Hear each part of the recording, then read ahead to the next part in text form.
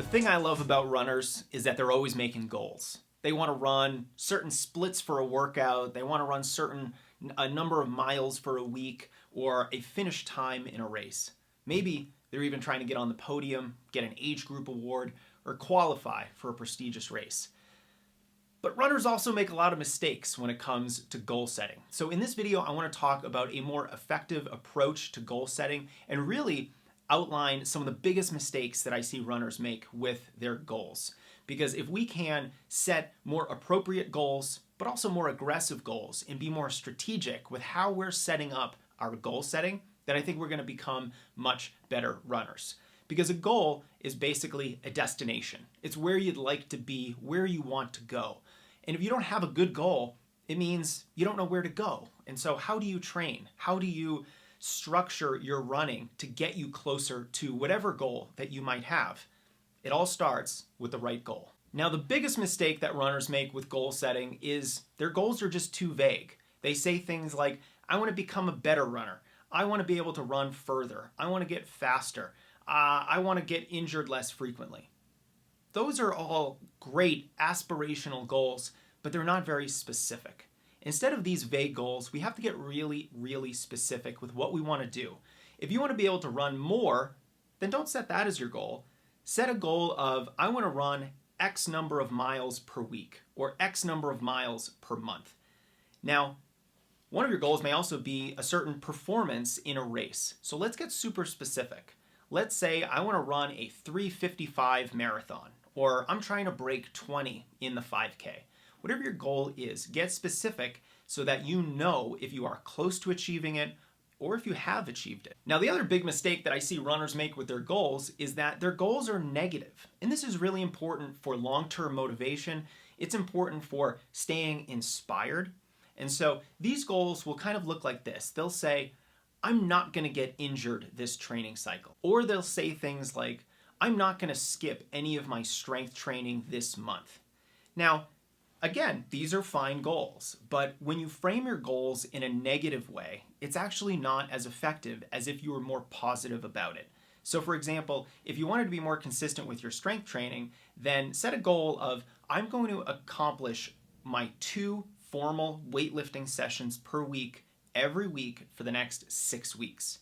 It's specific, but it's also positive. It's talking about what you are going to do rather than what you're going to avoid doing. Now, this is a really common goal mistake in the nutrition and diet space. When you have folks saying, I'm not going to eat any junk food, or I'm not going to do this anymore, and it's this behavior of not doing something. Instead, let's frame what you are going to do. Talk about what you are going to accomplish. It's a way of goal setting that's going to make it much more positive, and it's going to really help your motivation in the long term. Finally, the next mistake that runners make with their goals is they only set one goal. I always like tiers of goals. So if you have a big goal of, let's say, running under 3:30 in the marathon, you want your time to start with a 3 and a 2. Well, let's set tiers of goals, because sometimes we can't accomplish our big stretch goal, the big, hairy, audacious goal that gets us excited, that is our North Star, that gets us up in the morning to train really hard. Now, it's actually okay if you don't always hit your stretch goals. If you always hit your stretch goals, then they're not exactly stretch goals. So instead, let's set tiers of goals. So if you think that you might be able to run under that 3:30 mark in the marathon, then let's establish tiers of goals like tier 1, let's break 3:30. As long as I run 3:29:59, I will be happy, and that will represent the accomplishment of my tier 1 goal.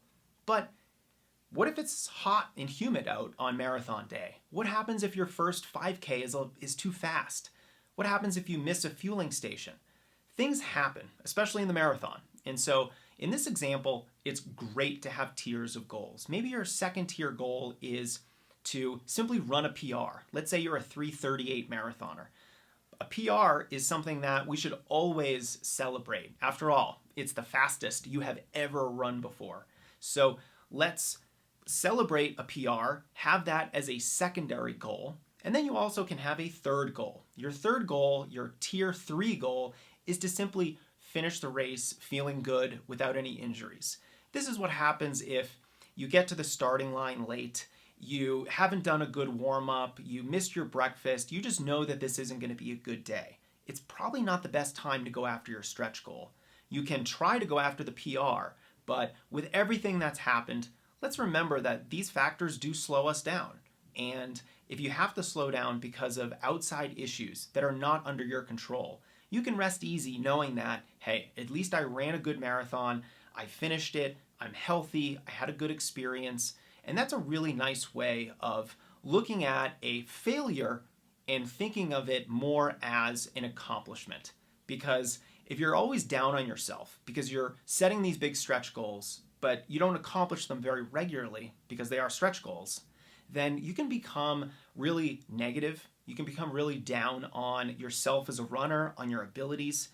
And confidence is one of the most important emotional states that runners can have. It is a mental skill. It is something that allows you to tap into that final 1 or 2% of effort late in a race because you are confident in your abilities, you are confident in your training, and if you're never reaching your goals, it's going to be really hard to have confidence. I hope you're enjoying this focus on the mental side of running. We're talking a lot about mental fitness this year on strength running because I've decided that this year is the year of mastering your mindset, of getting in control of your brain, because how you think about running, how your mental state is when you're doing workouts, when you're on the starting line of a race, when you're a mile from the finish, what's going on in your brain is so critically important to your performance, to your overall health, and to your relationship with running. So make sure you hit that subscribe button because I don't want you to miss any of these new mental fitness videos.